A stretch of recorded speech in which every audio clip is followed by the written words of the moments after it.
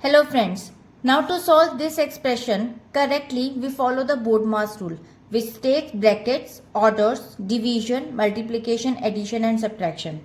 Now we'll break it down this expression by the step-by-step solution. First we solve brackets, solve the operation inside the parentheses first. So 11 minus 11 equals to 0.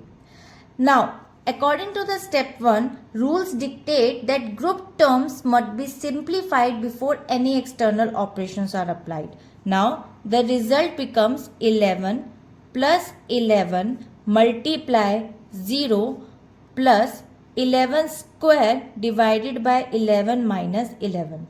Now, step 2. Now we solve orders or exponents. Calculate the powers 11 square. So after the brackets and powers and square roots, take priority first. So 11 square is equal to 121. Now the result becomes 11 plus 11 multiplied by 0 plus 121 divided by 11 minus 11.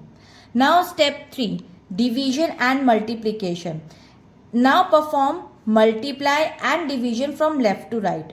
So first we multiply the 0 equals to 0 and then after 121 divided by 11 is equal to 11.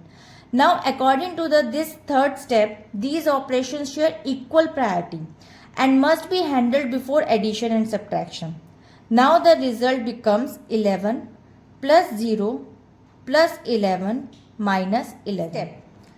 Addition and subtraction. Finally perform the remaining addition and subtraction from left to right. Now 11 plus 0 plus 11 is equal to 22 and after we'll subtract the values.